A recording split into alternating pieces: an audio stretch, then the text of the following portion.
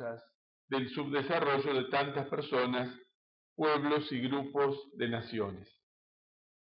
En varios lugares del mundo y entre ellas América Latina y el Caribe, la pobreza y la miseria han agravado considerablemente y la aceleración de los cambios sociales ha agravado la asimetría social entre las personas.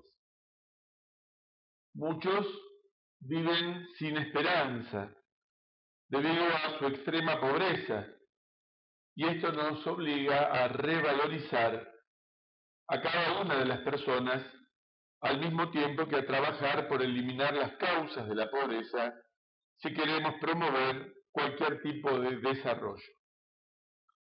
La experiencia nos ha demostrado que la tarea de cambiar las estructuras de pobreza, a pesar de ser titánicas y de haber costado la vida y la libertad a miles de personas, es sumamente ardua, como ya se dijo aquí, y no depende solo del poder político de turno.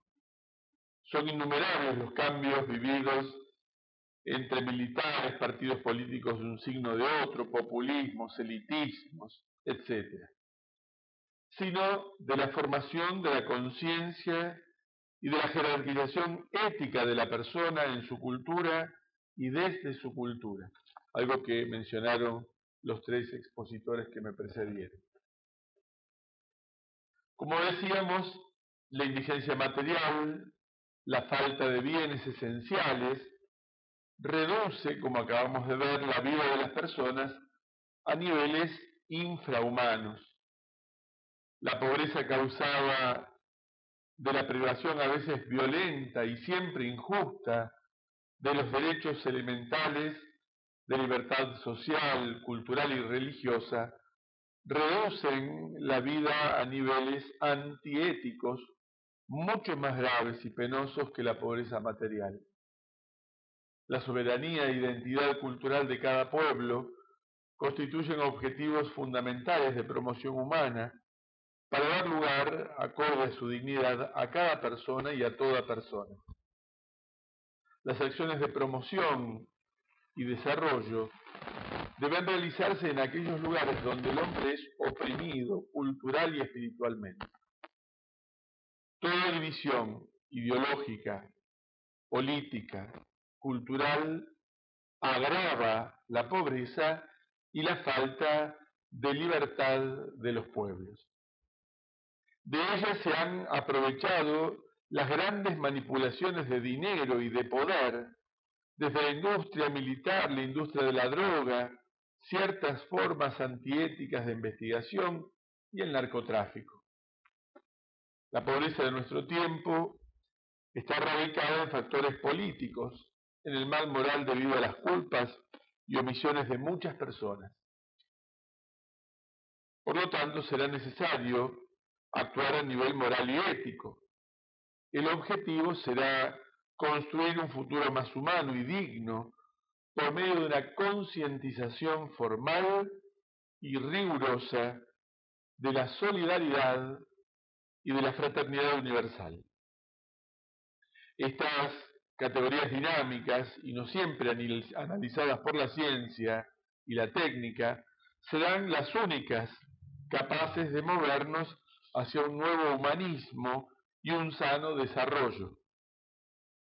Limitarse solamente a objetivos económicos de poder o a la acumulación de bienes materiales significa traicionar la verdadera idea del justo desarrollo y del rol de la sociedad civil. Se impone entonces una profunda propuesta de valores, principios y virtudes si pretendemos permanecer como patrones y señores de nuestro propio destino. Habrá que revalorizar el significado del trabajo humano, del intercambio y de las ayudas económicas, de las iniciativas locales y regionales y de la responsabilidad cívica de todos los países, ricos y pobres. El nuevo humanismo implica un grado superior de organización internacional más eficiente, más solidaria y subsidiaria.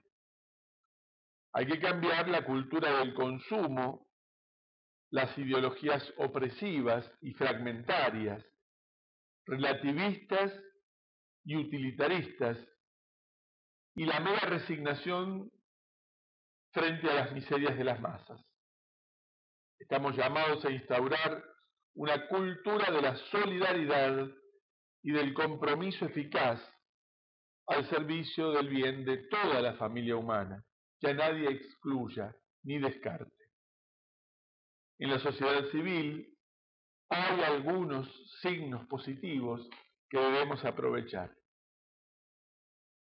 Hay una mayor sensibilidad por la justicia y por los derechos humanos, un mayor sentido de la independencia responsable y de la corresponsabilidad del bien común de la humanidad, un mayor compromiso por el respeto de la vida y del bien que significa la paz, una preocupación mayor por la ecología y las culturas locales, por las minorías y por la memoria de la propia historia. Todos elementos que fueron citados en las charlas precedentes. El nuevo humanismo para una sociedad civil sana nos compele a suscitar un indispensable movimiento solidario, capaz de enfrentar las necesidades graves de un desarrollo justo y duradero en la sociedad. Quiero hacer un paréntesis. Cuando Bochatey habla aquí de solidaridad y de subsidiariedad, está citando dos de los principios del personalismo ontológico como escuela bioética. Por lo tanto, creo que amerita aclarar qué se entiende por solidaridad y por subsidiariedad. Se entiende por solidaridad la idea de que cada uno en su individualidad tiene un vínculo profundo con el resto de las personas que constituyen un grupo. Y es esto precisamente lo que nos califica como humanos, esta capacidad empática, es decir, de sentir y de ponerse en el lugar del otro, también de sus carencias y necesidades, hacer propia la necesidad del otro y tratar de dar una solución. La idea de solidum en latín refiere a una barra de hierro que yo caliento en un extremo, pero que la temperatura se comunica a toda la barra. Así como el problema, el pathos de uno de los miembros del Estado se transfiere directamente y se hace un sentimiento, un pathos también en el resto de la sociedad. Este es el concepto de solidario. No es simplemente el acto virtuoso de la persona buena, es el verse afectado por la necesidad del otro. Es encarnar al otro como principio. No estoy hablando solo de cuestiones religiosas. Es cierto, como dijo el doctor Martí, que para los cristianos, y esta es una sociedad mayoritariamente cristiana, culturalmente cristiana, para los cristianos esto tiene un mandato explícito. Lo que hagan con el más pequeño de sus hermanos, lo van a hacer conmigo. Pero aún antes de lo religioso, hay una cuestión antropológica de base. Yo no puedo tener una mansión en una villa miseria. La exhibición de mi riqueza, de alguna manera, es generadora es un insulto a la necesidad del otro. Decíamos en el break que tomamos, cómo a partir de lo que decía el doctor Salvia, se perciben como poco atendidas grupos muy ricos y muy pobres. Y alguien hacía notar con gran agudeza que no era tanta la diferencia, que él esperaba más diferencia. Y la conclusión que sacábamos es que, claro, alguien se siente que no está lo suficientemente atendido porque quizás no tiene 5 tomografías en el año, o porque se puede hacer simplemente una corona por la obra social por año. cuando hay otros que se quejan porque no tienen acceso a una atención odontológica, se tienen que aguantar su dolor o arrancarse como pueden sus dientes o muelas. Entonces, las asimetrías van porque todos nos quejamos, pero cada uno de que no tiene su nivel. Esto es falta de solidaridad. La solidaridad también tiene, además del compromiso personal de los miembros de la sociedad, primer elemento humano. Acá cito a Yuval Harari, este antropólogo tan de moda en estos días, que habla él dice, de animales a dioses. Lo que nos ha hecho exitosos como especie humana es la capacidad de compartir ideas y de creer en esas ideas, lo cual ha hecho que los hombres podamos trabajar en red. La red fortalece porque distribuye, y la red contiene al mismo tiempo.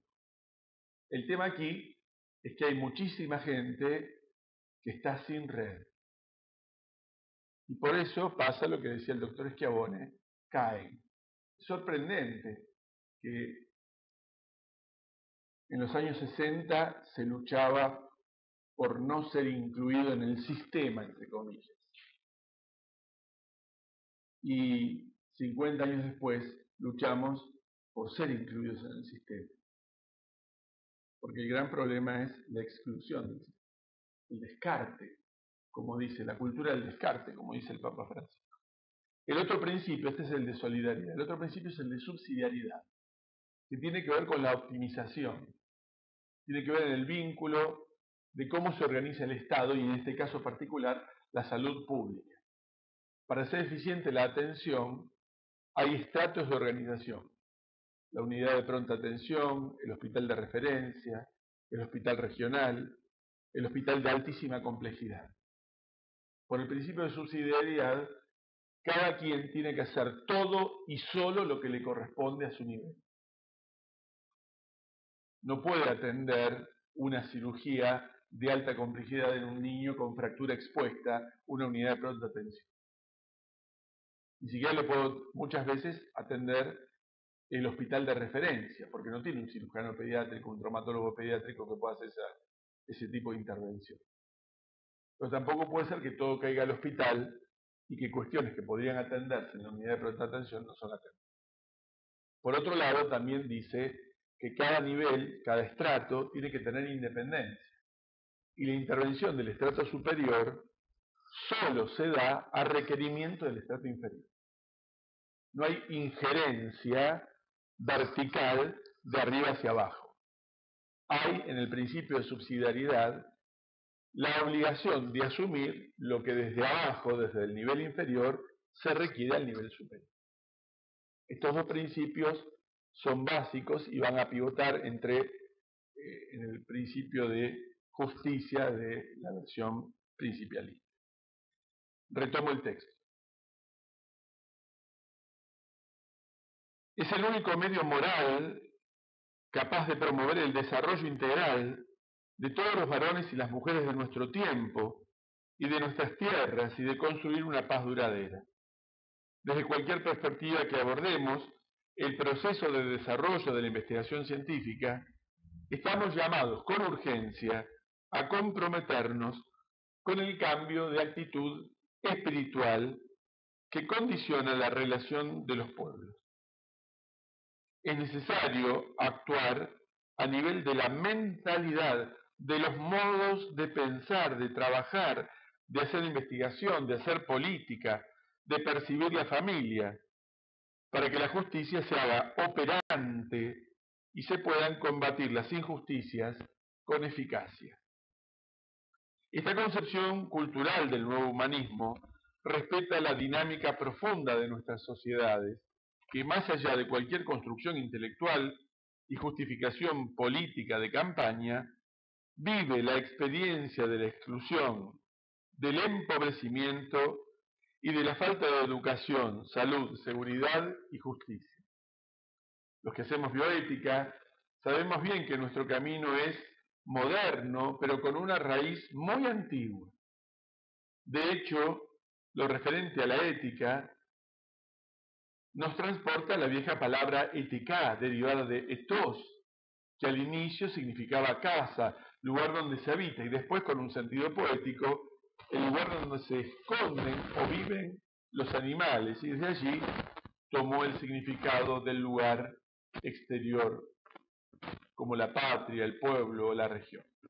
Más tarde pasó a significar un lugar interior, que hoy indica una disposición interior que le permite entrar en relación con uno mismo, con el otro y con el mundo. Es una forma particular de ser, de tener una personalidad moral, una forma de comportarse consigo mismo, con los otros, con la sociedad, con la naturaleza. Cuando reflexionamos y estudiamos la ética, lo hacemos como conocimiento científico de los actos humanos, lo que nos ayuda a tener una visión valorativa y justificativa del comportamiento y de las decisiones que se toman al obrar. El pluralismo ético de la sociedad civil considera automáticamente bueno todo aquello que está autorizado por las leyes establecidas democráticamente y considera malo lo contrario. Pero, ¿es esta una realidad totalmente aceptada en América Latina? Esta es la realidad de las legislaciones de nuestros países. ¿Cómo percibe nuestro pueblo a sus leyes? ¿Cómo es la propia relación de las personas con sus legisladores y sus instituciones judiciales? ¿Hay confianza en la justicia? ¿Hay confianza en los legisladores?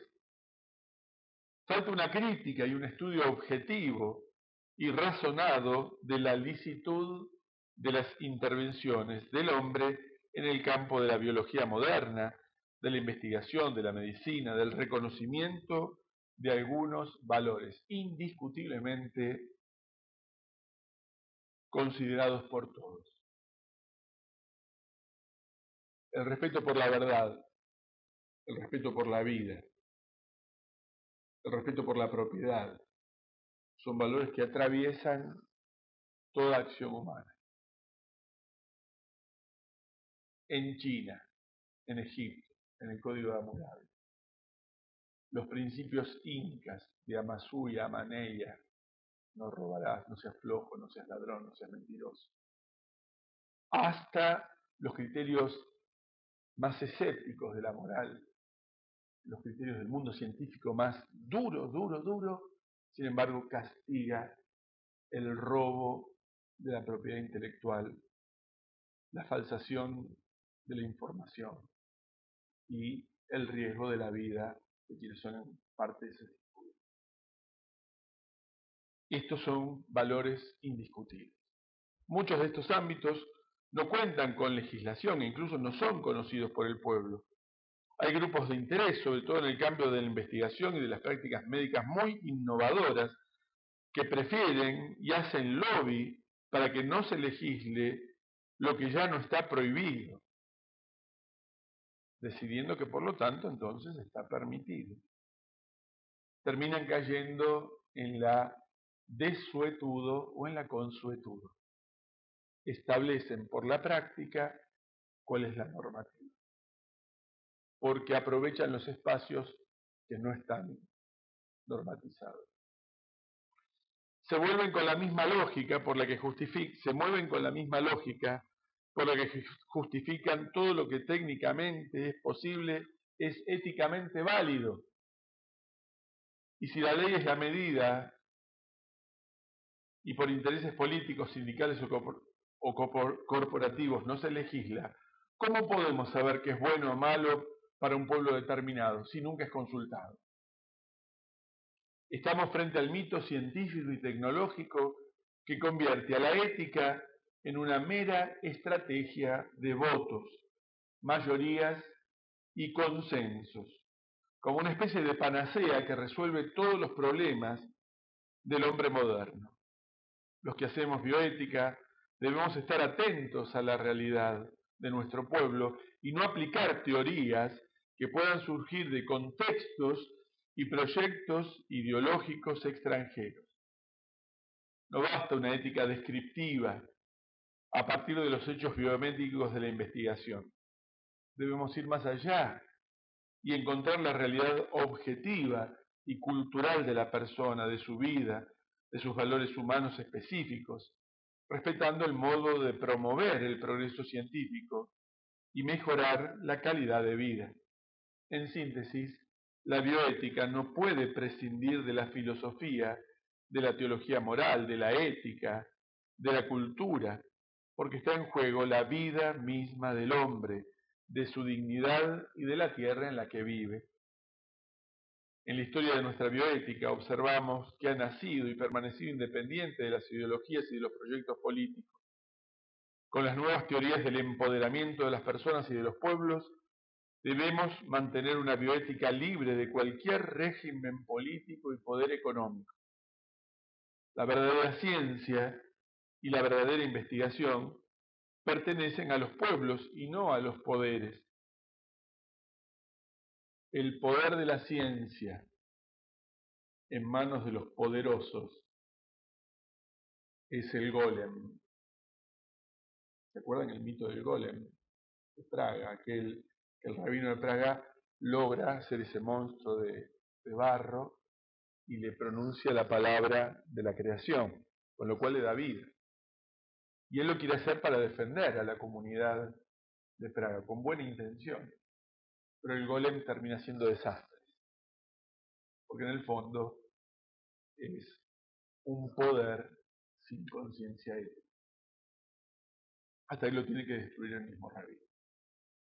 La verdadera ciencia y la verdadera investigación pertenecen a los pueblos y no a los poderes. La historia de la humanidad está llena de ejemplos donde se comprueba que los científicos del poder de turno han debido obedecer a los poderosos y no a la objetividad de la ciencia y la investigación. El verdadero empoderamiento de los vulnerables pasa por la afirmación de su identidad, cultura y tradiciones. El futuro cultural de América Latina estará marcado por el modo según el cual se resuelve el conflicto histórico real entre la racionalidad sapiencial propia de la cultura latinoamericana y la moderna racionalidad científico-tecnológica.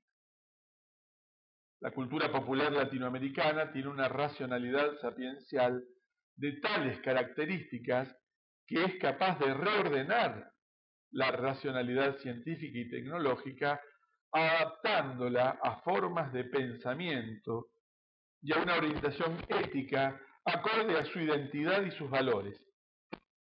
Tiene la debilidad de su pobreza y la debilidad de la necesidad de lo urgente, y no tanto de lo reflexivo, pero tiene la fortaleza del deseo y la esperanza de que todo está por construirse. Y los desafíos se renuevan constantemente a todos los niveles.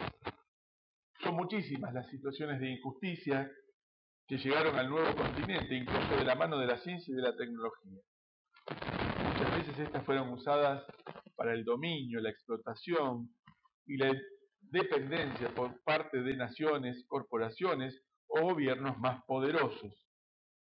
El peligro de la desculturización y de la pérdida de la propia identidad también están ligadas al mal uso de la racionalidad científica y tecnológica. Sin embargo, el buen uso de esta racionalidad puede ayudar a resolver nuestros problemas estructurales y transferir exigencias de racionalidad y eficacia a otros planos de la cultura, ayudando a un verdadero proceso de personalización. Según Scanone, la cultura latinoamericana tiene la capacidad de reubicar sapiencialmente la racionalidad científico-tecnológica, respetando su autonomía y especificidad, ya que esa cultura es fruto de un fecundo mestizaje cultural, cita a Puebla, que ha sido capaz de síntesis vitales en la unidad de las diferencias, cita a Puebla 448. Estas afirmaciones tienen sus raíces en el mismo documento de Puebla, que confía en la fuerza que tiene la sabiduría popular al punto de considerarla como un principio de discernimiento, un cierto instinto natural. Las mismas experiencias históricas, sociales y culturales de América Latina han dado a la sociedad civil un fuerte sentimiento de defensa y revalorización de sus raíces religiosas y éticas, aun cuando no pueda juzgarlo específicamente científico en cuanto tal. El aporte de esta sabiduría popular no es un absoluto, sino que es este plus que la ciencia no puede explicar, pero que el hombre sabe que es fundamental al momento de hacer la diferencia y poder vivir con la certeza de que debe respetar la vida y a todas las personas, y que es la única garantía de ser él mismo respetado como persona. Será un desafío para quienes pensamos la ciencia y la técnica aceptar la inspiración creativa de esta cultura para la formulación de teorías o modelos más acordes con la realidad cultural y la justicia. Al mismo tiempo, respetando la sana autonomía de la ciencia y de la tecnología en su especificidad, debemos proponer métodos inclusivos que permitan un diálogo crítico sobre las mismas y nos permitan llegar a la correspondiente verificación y comprobación de unas y de otras. A la hora de proponer y enseñar la bioética personalista, vamos a encontrar una gran aceptación de los fundamentos y del método de la misma. La experiencia de más de 20 años aprendiendo, enseñando y practicando bioética diferente a la bioética de los principios de raíz anglosajona, nos permite afirmar que si bien debemos recorrer un camino muy lento, sin embargo con pasos seguros y perseverantes, los frutos que se obtienen son duraderos y dan una gran satisfacción a los corazones afligidos en el dolor, a los que buscan incansablemente la verdad y a aquellos que creemos en el don de la vida y en la espiritualidad de la persona. Muchas gracias.